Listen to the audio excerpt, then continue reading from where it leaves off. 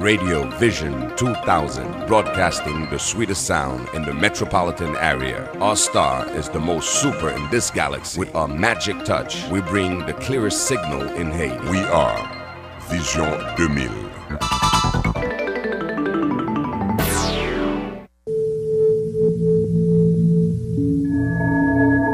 Chaque jour, un livre s'ouvre pour nous révéler l'histoire et la culture d'un peuple, les faits marquants des civilisations. Suivez Cercle du Livre, un cercle d'hommes et de femmes qui pensent, mais aussi qui questionnent et analysent les écrits d'ici et du monde, patrimoine impérissable et qui traverse les temps. Politique, sociologie, philosophie, culture, sciences, éducation et spiritualité. À Cercle du Livre, tous les dimanches à 10h du matin, reprise à 8h du soir, un livre s'ouvre.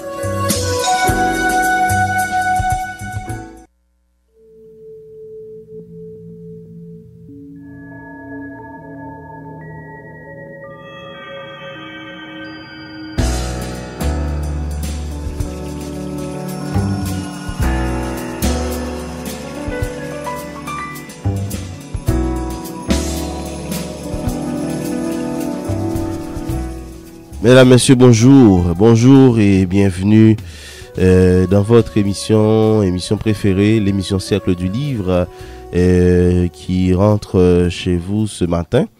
Et il faut rappeler que l'émission Cercle du Livre est une courtoisie de la maison Henri Deschamps. La maison Henri Deschamps est une institution au service de la qualité de l'éducation en Haïti.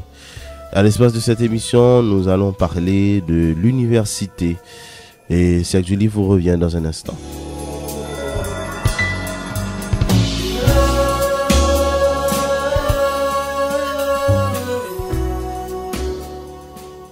Débat sur la réforme de l'Université d'État d'Haïti est une compilation de textes et conférences produits par le professeur Fritz Desormes, vice-recteur à la recherche à l'Université d'État d'Haïti. Ce livre passe en revue les discussions, les échanges qui ont eu lieu autour de la question de la réforme de l'Université d'État d'Haïti, gouvernance, grille salariale et plan de carrière, de la question du grade de docteur, du professeur à plein temps ou simple vacataire, la loi organique de l'Université d'État d'Haïti. Tout est pris en compte, rien n'est laissé au hasard. Fritz Desormes, bonjour et bienvenue dans le Cercle du Livre. Bonjour Samy, c'est pour moi un plaisir renouvelé de retrouver cette émission à laquelle j'ai participé et dont je suis un auditeur. Voilà, merci. Ça fait longtemps quand même que vous n'êtes pas venu et c'est un plaisir à chaque fois de vous recevoir à cet espace professeur Desormes. Et la dernière fois justement c'était sur la question de la recherche à l'université. Je me souviens de ce petit livre. Le livre Regard sur la recherche universitaire en Haïti. En réalité, ça fait mon 4e livre sur l'université. Enfin, je dirais le 4e livre et demi. Oui. Parce que le premier portait sur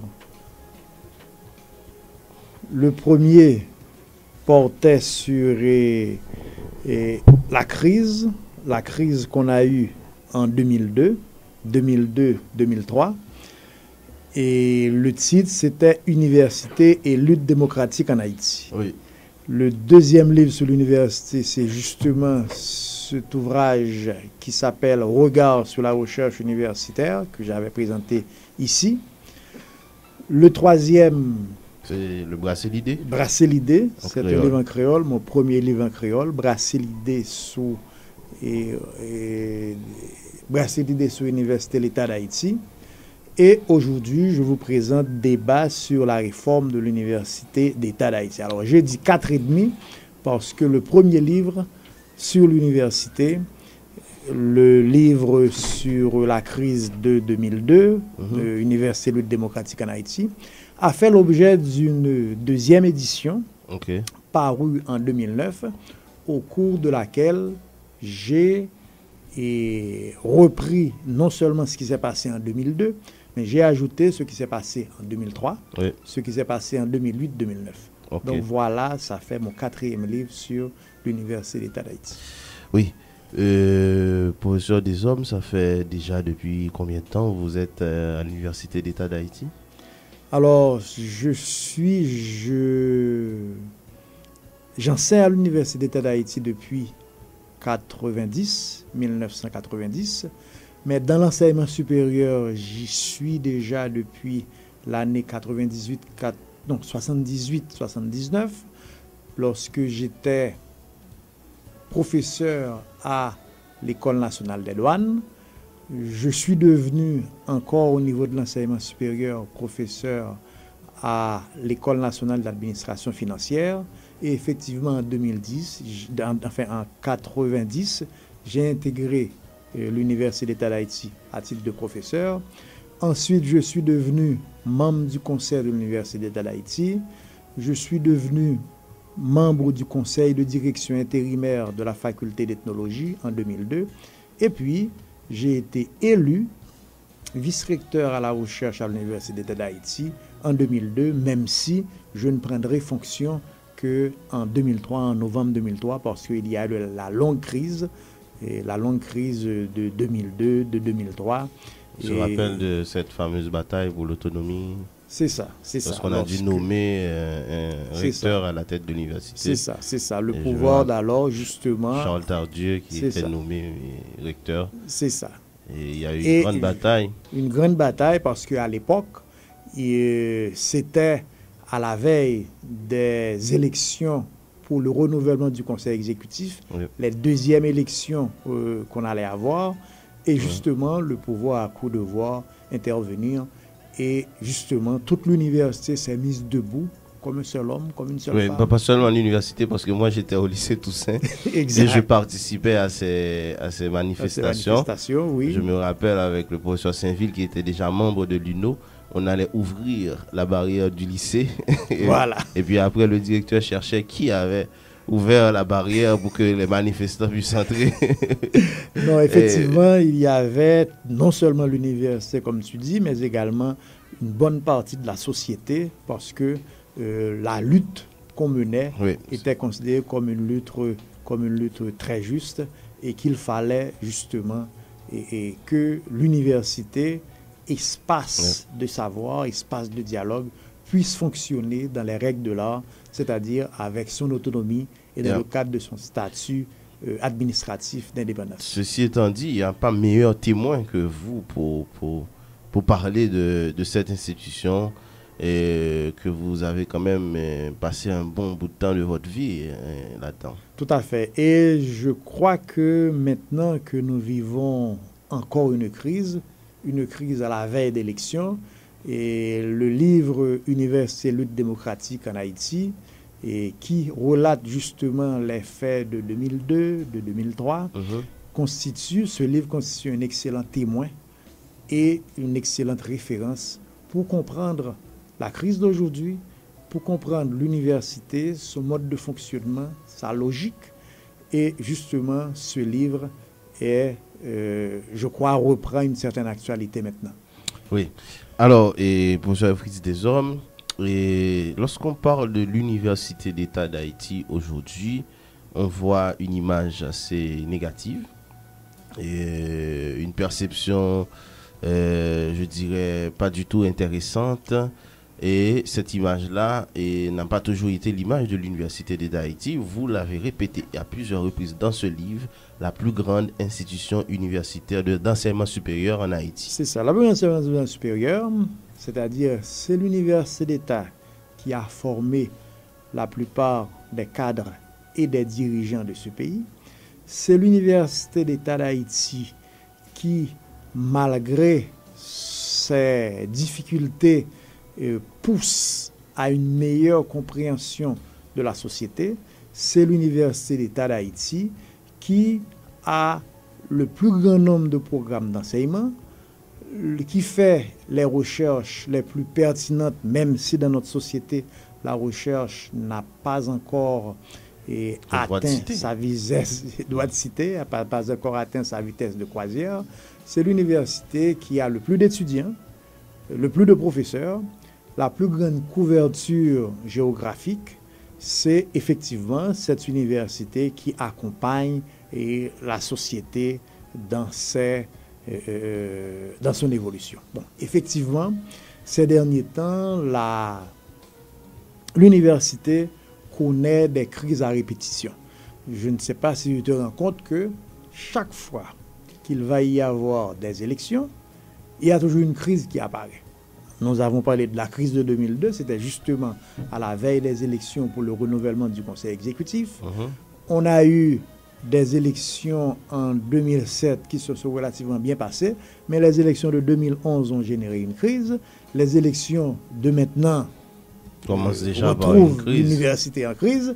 Et il faut même rappeler que même les élections de 2000, enfin même les premières élections qu'on a eues en 98, ont fait l'objet également d'une crise qui ne s'est pas révélée aussi forte que celle que nous avons connue en 2002 ou celle que nous connaissons maintenant.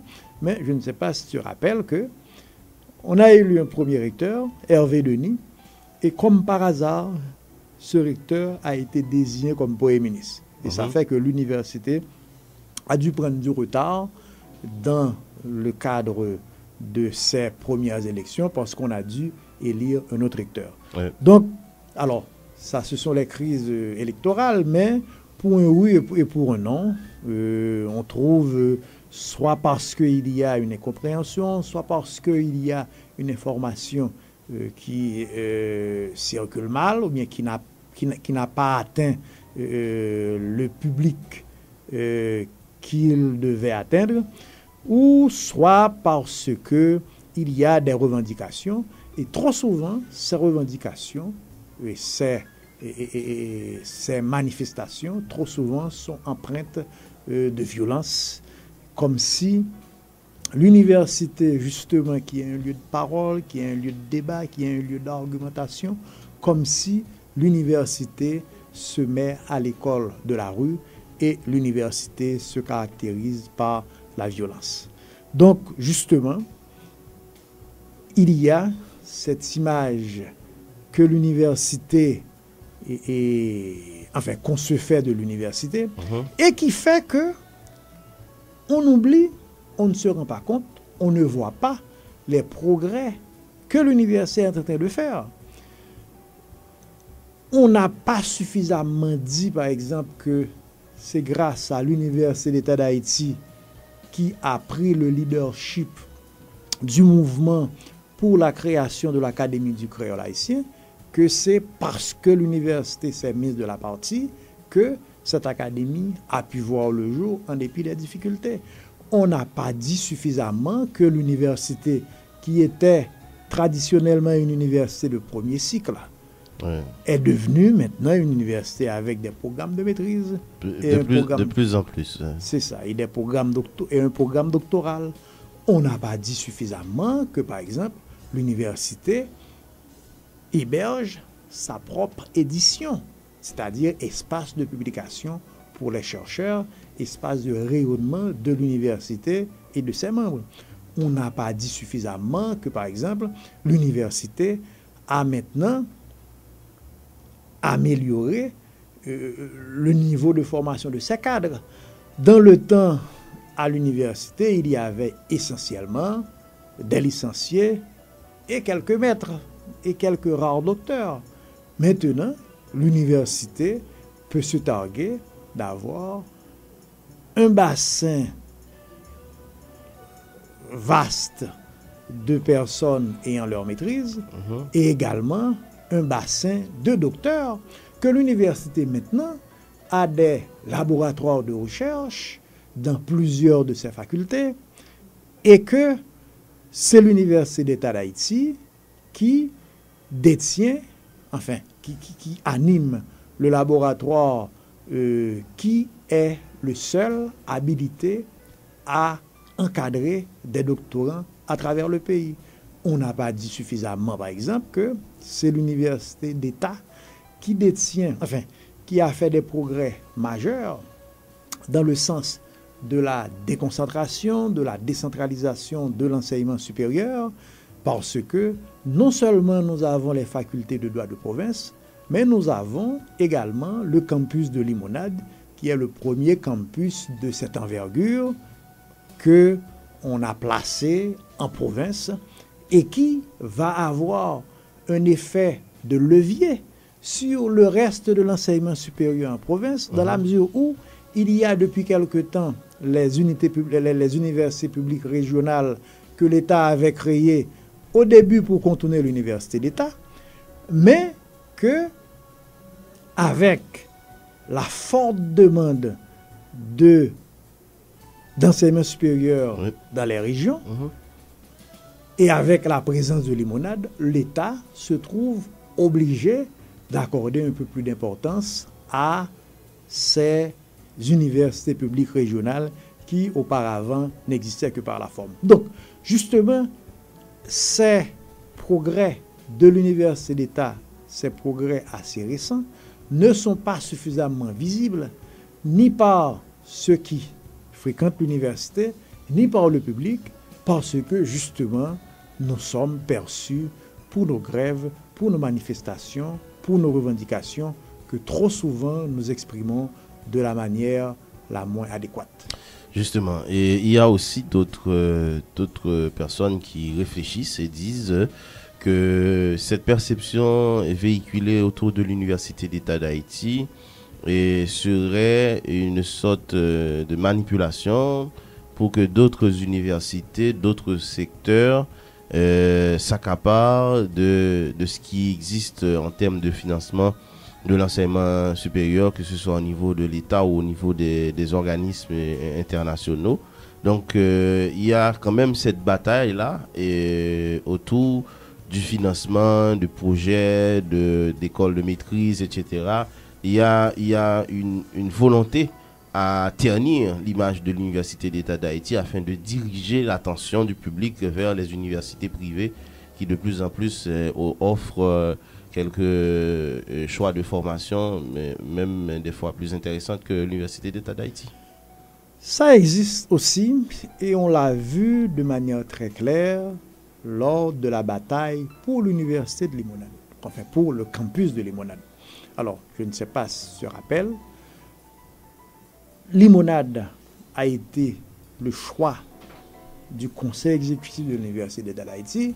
Après le tremblement de terre, nous avons eu une offre du gouvernement dominicain de rebâtir l'Université d'État d'Haïti à Port-au-Prince. Alors, nous qui faisions des démarches de toutes sortes pour la mise en place d'un véritable campus de l'Université d'État d'Haïti, et comme nous avions des promesses très fortes, tant de la part du gouvernement que de la part d'une bonne partie de la communauté internationale, eh bien, nous avions dit que, alors, justement, suite au tremblement de terre lui-même, qui nous a montré comment la question de la décentralisation est une question fondamentale.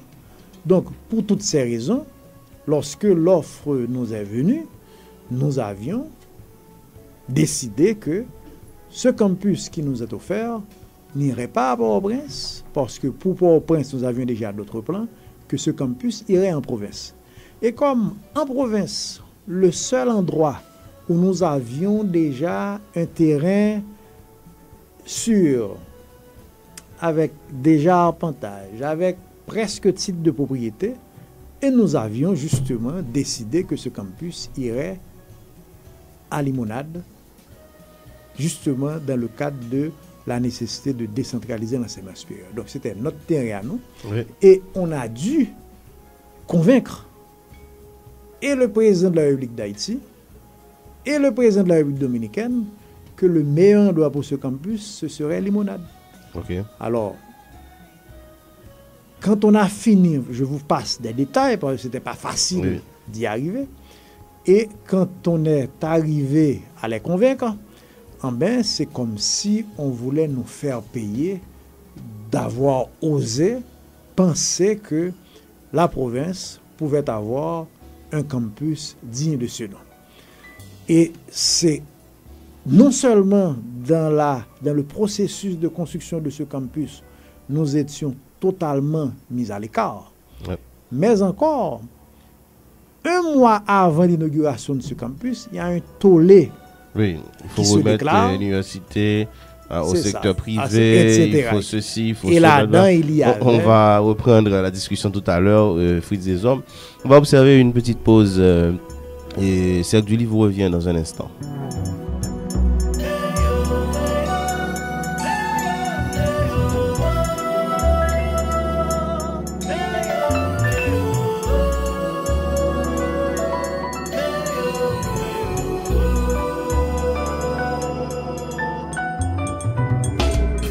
Le chef, bonjour. Je rappelle que vous êtes toujours branché Radiovision 2000 à l'heure de l'émission Cercle du Livre. À l'espace de l'émission, on reçoit le professeur et vice-recteur à la recherche de l'Université d'État d'Haïti, professeur Fritz des Hommes, qui est avec nous. Et avec lui, on commente les débats autour de la réforme de l'Université d'État d'Haïti.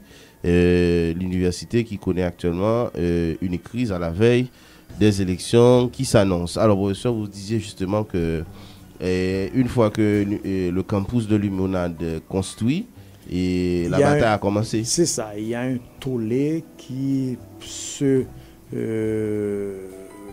manifeste de la part de plusieurs secteurs, dont le secteur universitaire privé, qui estime que l'université d'État ne peut avoir ce campus. Alors, tout ceci pour dire que de manière larvée ou de manière expresse, il y a toujours cette volonté, je veux dire, d'assauter l'État. Oui.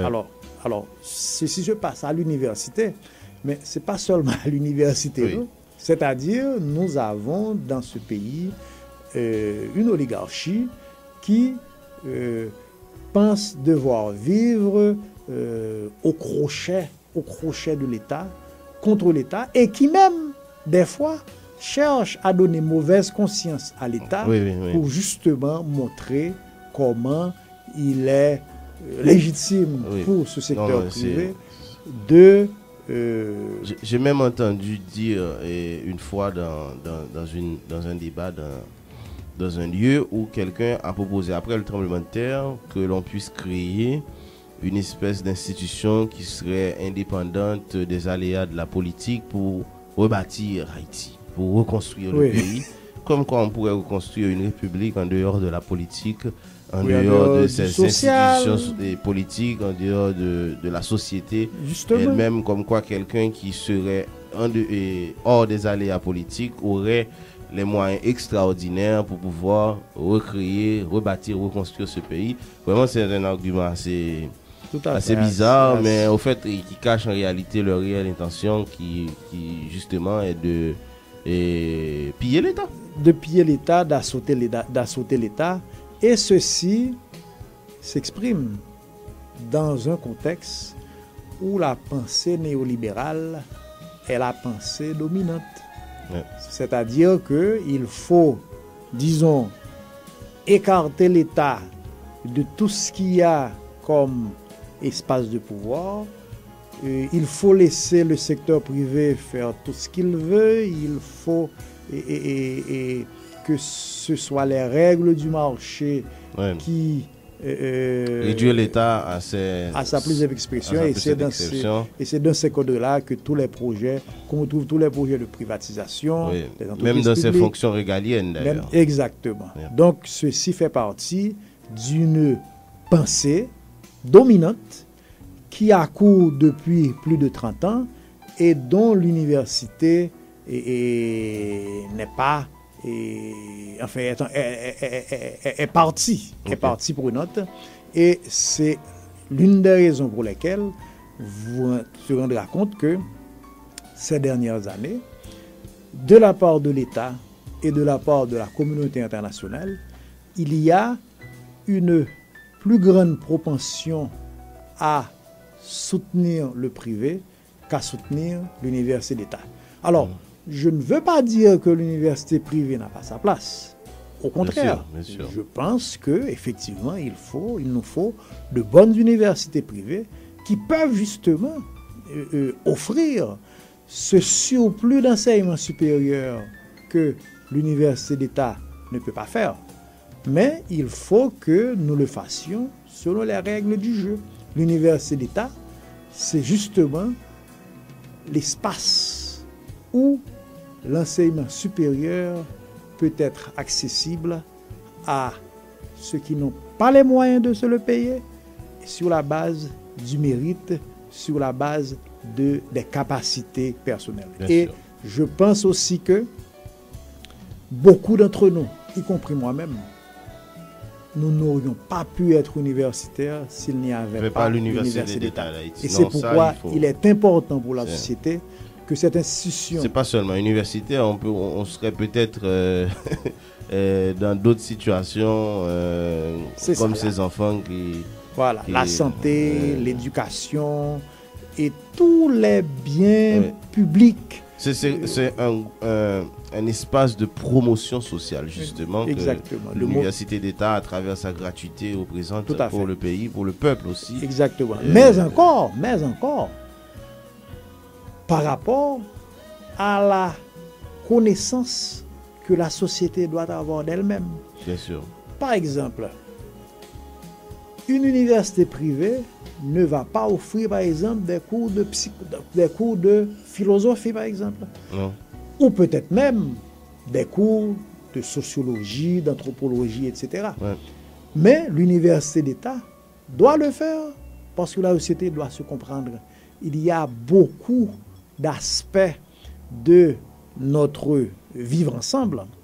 Il y a beaucoup d'aspects de notre culture, de notre manière d'être, que seules ces disciplines peuvent nous aider à comprendre, surtout une société comme la nôtre, qui est souvent considérée comme double, Ouais. le pays du dedans, le pays du dehors, Ouais. le pays urbain, le pays Il y a rural, le beaucoup pays... de recherches à faire C'est par ça, rapport à ce que nous effectivement. vivons aujourd'hui. Et c'est l'un Et- des rôles fondamentaux de l'université d'État. De même aussi, lorsque nous avons à faire des études, c'est aussi le rôle de l'université d'État de conseiller l'État sur ses politiques publiques, d'effectuer des études pour l'État.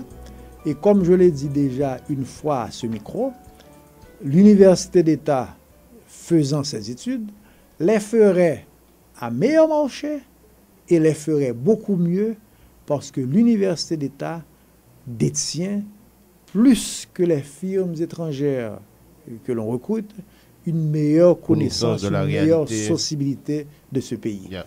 Justement, professeur Fritz Dessormes, venons-en donc à ce livre, comme je disais tantôt, qui est une compilation de textes et de conférences que vous avez prononcées, écrits et publiés, et ça et là, que vous regroupez ici sous le titre de débat sur la réforme de l'Université d'État d'Haïti. Et l'Université d'État d'Haïti, qui souffre depuis quelque temps d'un malaise, on va dire, juridique, à cause justement de cette disposition transitoire, qui représente les seules références juridiques pour le fonctionnement de l'université. Justement, l'Université d'État d'Haïti est régie depuis après la chute de la dictature et plus précisément, plus formellement depuis 1997, par des dispositions transitoires qui sont une sorte d'accord entre le conseil de l'université et le gouvernement représenté par le ministère de l'Éducation nationale. Et ces dispositions transitoires devaient durer 6 mois. Parce qu'elles avaient prévu la mise sur pied d'une commission de réforme qui devrait non seulement faire une proposition de réforme de l'université, mais également proposer une loi organique. Et je veux dire que depuis, on travaille sur cette loi organique, sur cette réforme, et ça a pris longtemps, ça a pris du temps. Il y a eu une première commission de réforme formée en 1998 avec l'accession du premier conseil exécutif élu. Cette commission n'est pas arrivée à faire grand-chose et le temps a passé et à partir de 2008, le conseil exécutif de 2008 a lancé justement les travaux de la commission de réforme. Cette commission a travaillé pendant 4 ans et a sorti une première proposition de loi organique, d'avant-projet de loi organique. Alors, il s'est trouvé que l'instance qui devait,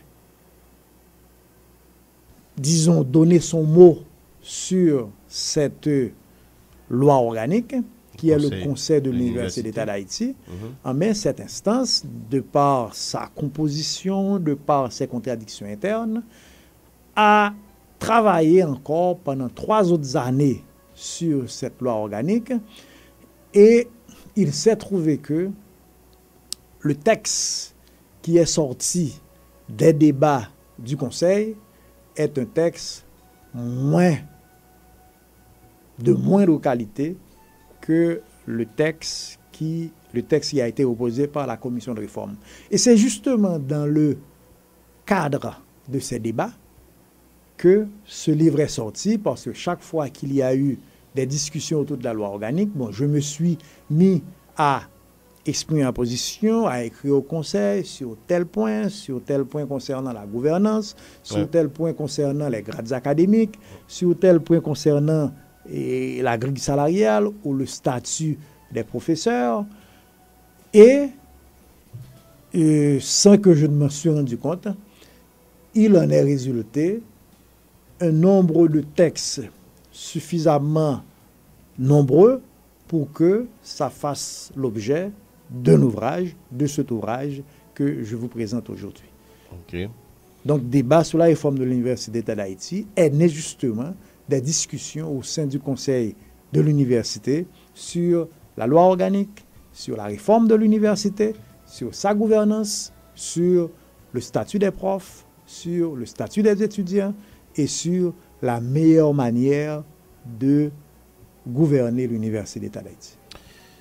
À bien lire ce livre, ces différents textes, pour ce qui concerne la loi organique, la question de la gouvernance au sein de l'Université d'État d'Haïti, il me semble qu'il y a lieu de constater au sein du conseil de l'université une sorte de réticence, vous l'avez dit vous-même, c'est une instance qui se replie sur elle-même. C'est ça. Et refuse toute ouverture. Et c'est ce qui justifie peut-être le remaniement systématique du texte produit par la commission de la réforme. C'est l'un des points les plus substantiels, parce que la commission de réforme, sur la base de l'expérience de ces 30 dernières années, a tiré des leçons et s'est rendu compte que le fait que l'organe suprême de l'université, le conseil de l'université maintenant,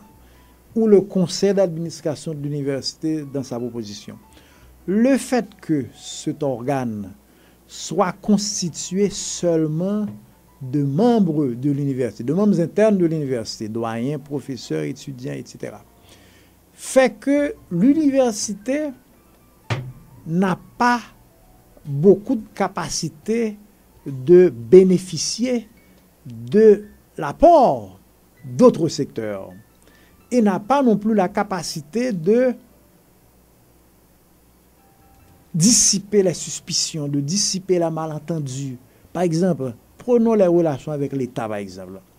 Nous avons des relations difficiles et mutuellement, on a des suspicions. C'est-à-dire, il y a d'abord la caractéristique de l'État qui n'aime pas, pour le dire d'une certaine façon, les institutions indépendantes. Et là, ça ne concerne pas seulement l'université d'État. L'université a un sérieux d'institutions indépendantes, comme la Cour supérieure des comptes, comme le Conseil électoral, comme l'Office de protection des citoyens. Et on peut se rendre compte que ces institutions sont souvent traitées en parents pauvres, parce que le concept d'institution indépendante, l'État que nous avons, les dirigeants que nous avons, n'ont pas une culture qui leur permette d'appréhender la profondeur de ce concept et de permettre à ces institutions de fonctionner dans le cadre de ce concept d'indépendance. Or, c'est peut-être un premier problème que l'État a avec l'université, parce que quelqu'un qui est au pouvoir, qui est ministre, qui est directeur général, qui est secrétaire d'État, qui est premier ministre, qui est président, ne peut pas comprendre qu'une institution de l'État qui accueille des gens, qui recrute des étudiants, mais qu'il n'ait pas le droit de choisir les étudiants qui doivent rentrer à l'université. Il ne peut pas comprendre, par exemple, que lorsqu'il donne à faire une étude à l'université, que l'université a ses propres règles de fonctionnement, que l'université a sa méthode, sa méthodologie, et qu'il ne peut pas, je veux dire, influencer les résultats de l'étude. Donc, l'État n'a pas encore cette capacité à, enfin, je dis l'État, je veux dire, ceux qui dirigent l'État n'ont pas encore la capacité de reconnaître que une université a son mode de fonctionnement. Ça, c'est un premier problème de la part de l'État lui-même, de sa nature intrinsèque. Deuxième problème, c'est que l'université d'État, comme institution publique, est un instrument de l'État, est un organe de l'État. C'est-à-dire qu'il a son rôle dans la définition des politiques publiques. Bien sûr. Alors, j'aime toujours donner l'exemple de la meilleure manière pour l'État de traiter avec l'université d'État. C'est-à-dire, pour traiter mieux avec une telle institution, il faut avoir un projet, une vision, un programme, et pouvoir l'insérer dans son propre programme, dans sa propre vision. Supposons par exemple que la priorité, par exemple, du gouvernement est, disons, pendant les 5 prochaines années, c'est l'éducation. Bon, alors, l'État va utiliser tout ce qu'il a à sa disposition comme instrument. Si c'est l'éducation, il y a beaucoup de choses à faire, mais l'une des choses auxquelles fait penser, il faut penser à former des maîtres du primaire, et du coup, c'est des maîtres du secondaire. Qui rentre en jeu. C'est l'université qui doit pouvoir le faire. Et c'est également l'université qui doit faire les recherches pour permettre une meilleure compréhension du système. Qu'est-ce qu'il faut faire au niveau de l'alphabétisation? Qu'est-ce qu'il faut faire au niveau de la scolarisation? Quel type d'enseignement donner? Et quelles sont les méthodes les plus appropriées pour l'enseignement tant formel qu'informel? Or, et ton exemple tombe à point nommé parce que c'est un vœu constitutionnel. Je me rappelle bien cet article 32 de la Constitution qui dit clairement: la première tâche de l'État est de scolariser massivement les Haïtiens, etc. Ouais. Et dans la réalité, qu'est-ce qu'on remarque? On se rend compte que l'État a un plan national d'éducation et de formation, mais l'État n'a jamais fait appel à l'université d'État, à l'école normale notamment, entre autres, pour justement l'aider. Les finissants n'arrivent pas à intégrer le système convenablement.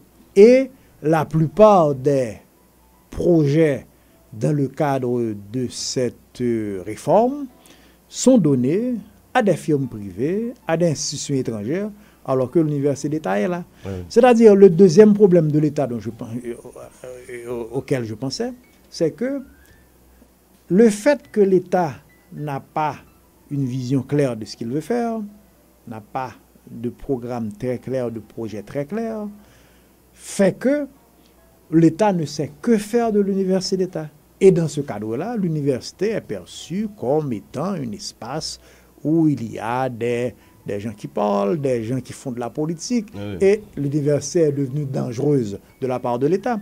Et ça va faire que, si nous regardons les ressources mises à la disposition de l'université d'État, ces ressources sont des ressources très faibles, des fois, on dirait même dérisoires, surtout quand nous comparons les moyennes mondiales en termes de pourcentage attribué à l'enseignement supérieur du budget national, la part du budget est affectée à l'université d'État par rapport au PIB. Quand nous faisons cette comparaison, nous pâtissons vraiment de la comparaison. Nous pâtissons également de la comparaison lorsque nous faisons la comparaison entre ce qui est alloué à des unités publiques d'enseignement supérieur des unités professionnelles, par exemple, quand on prend par exemple une école comme le CTPEA, par rapport à ce qu'on donne à l'université d'État. C'est-à-dire, il est clair que l'université d'État est traitée en parent pauvre. Et je me rappelle qu'il y a le docteur Malbranche qui, dans un texte daté de 2009, parlait même de strangulation. C'est comme si on s'arrange pour ne pas te donner les moyens qui te permettent de fonctionner et en espérant peut-être que à certains moments tu vas t'imploser tant les revendications vont s'exprimer de manière massive. Justement, parlant de revendications, cette grille salariale finalement n'aura pas vu le jour. C'est-à-dire que il y a 2 grilles salariales en discussion. Il y a la grille salariale concernant les professeurs. Et là, dans ce cadre-là, il faut parler de grille salariale intérimaire et de grille salariale définitive. Il y a actuellement en application une grille salariale intérimaire et qui permet de payer les professeurs à plein temps sur la base de leur grade académique, sur la base de leur expérience, et en attendant qu'une grille définitive vienne disons, statuer sur le plan de carrière, sur les différentes étapes qu'on peut franchir quand on entre comme professeur à l'université. Et cette grille fait l'objet de débat. Et dans ce débat rentre la question les grades académiques, etc. Justement, il me semble qu'il y a une dynamique au sein de l'université où les jeunes docteurs fraîchement arrivés de Paris, de Montréal, des États-Unis, de certains pays latino-américains, et revendiquent une meilleure intégration, une meilleure place au sein de l'université. Et il me semble que ces jeunes docteurs-là, ces jeunes professeurs avec leur maîtrise, sont constamment repoussés par les anciens qui sont plutôt conservateurs et qui veulent garder les meilleures places pour eux. Bon, alors c'est la manière que certains posent ce problème, mais en réalité, c'est l'université qui a facilité, qui a favorisé et qui a mis sur pied une politique de renforcement de ces cadres et qui a permis que nous avons, comme je le disais au début, beaucoup plus de professeurs détenteurs de maîtrise, beaucoup plus de professeurs détenteurs de doctorat. Et nous sommes heureux que beaucoup d'entre eux nous sont revenus, parce qu'il y en a qui sont restés. Et dans le cadre justement de cette politique, nous avons accueilli à bras ouverts et la plupart de ceux qui nous reviennent de l'étranger. Et on a même fait l'effort d'une augmentation substantielle des salaires à l'université, surtout pour les professeurs à plein temps, ce qui fait que quand on regarde les salaires à l'université par rapport aux salaires dans le reste de l'État, on peut dire que l'université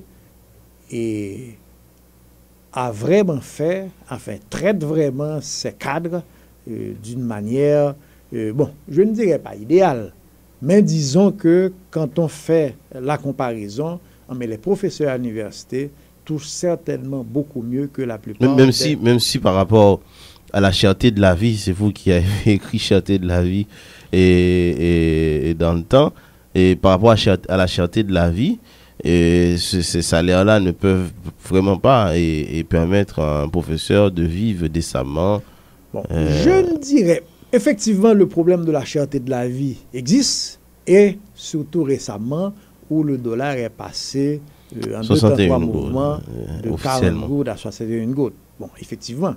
Mais la cherté de la vie est pour nous tous. C'est-à-dire, il n'y a pas eu d'augmentation substantielle de salaire au niveau de l'État en tant que tel. Et je ne suis pas en train de dire que les salaires que nous payons sont des salaires vraiment idéaux.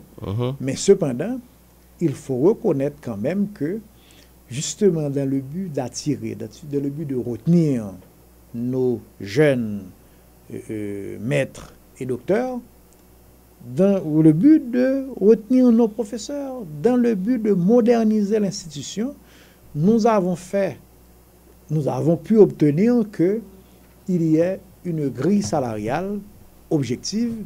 Et quand on connaît bien l'université, on peut se rendre compte que ça a été un acquis majeur parce que auparavant, d'une faculté à l'autre, d'une école supérieure à l'autre, les salaires étaient fixés pas de manière aussi objective.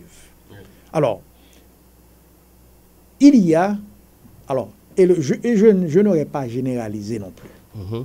Il y a une minorité de jeunes professeurs, surtout des docteurs, qui estiment que parce qu'ils ont le doctorat, c'est eux qui doivent occuper les postes les plus importants à l'université, le poste de professeur à plein temps, le poste de membre de commission de recrutement, les postes de doyen, les postes de recteur, les postes de vice-recteur.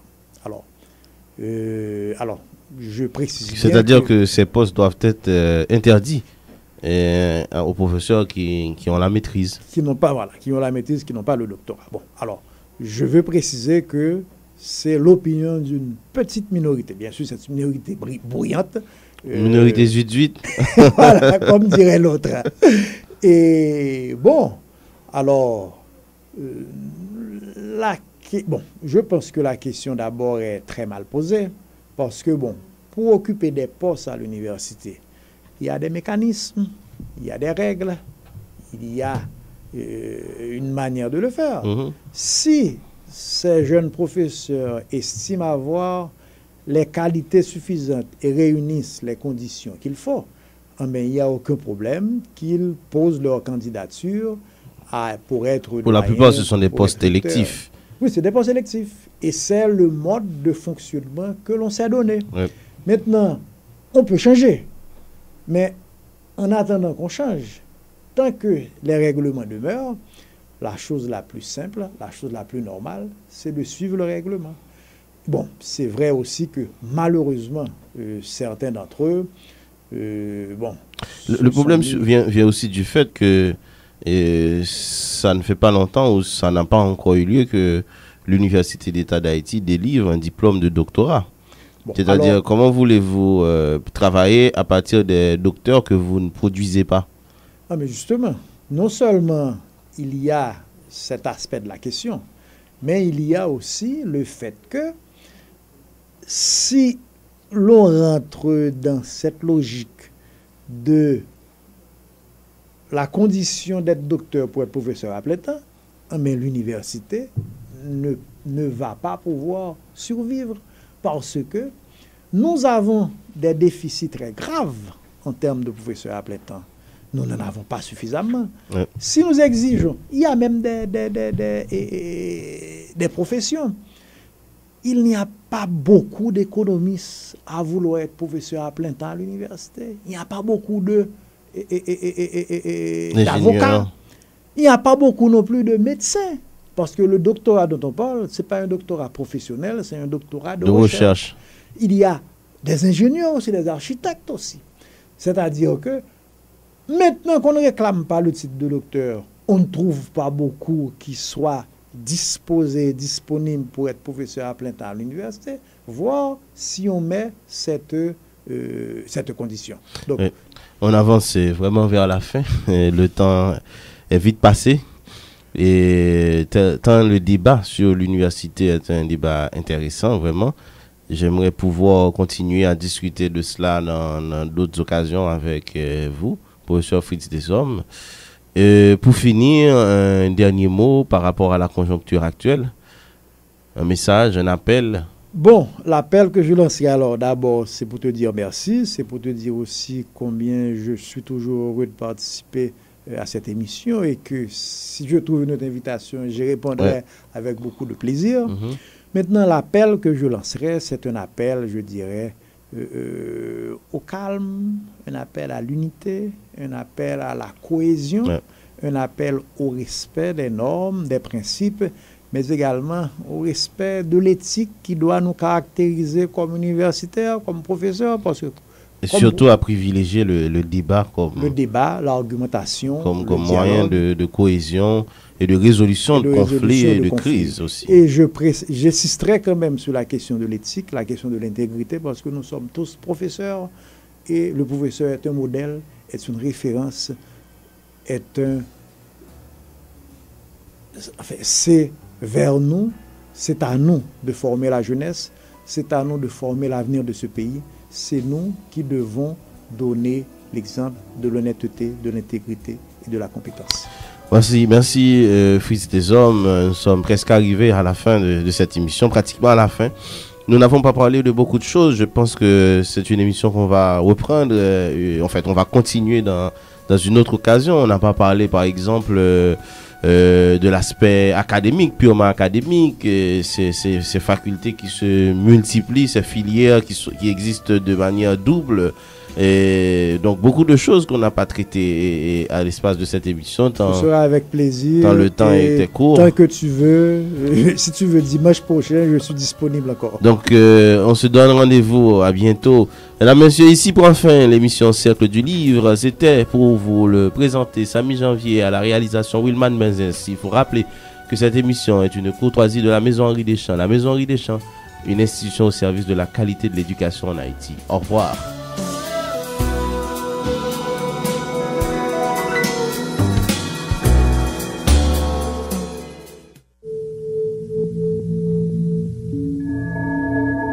Chaque jour, un livre s'ouvre pour nous révéler l'histoire et la culture d'un peuple, les faits marquants des civilisations. Suivez Cercle du Livre, un cercle d'hommes et de femmes qui pensent, mais aussi qui questionnent et analysent les écrits d'ici et du monde, patrimoine impérissable et qui traverse les temps. Politique, sociologie, philosophie, culture, sciences, éducation et spiritualité. À Cercle du Livre, tous les dimanches à 10h du matin, reprise à 8h du soir, un livre s'ouvre.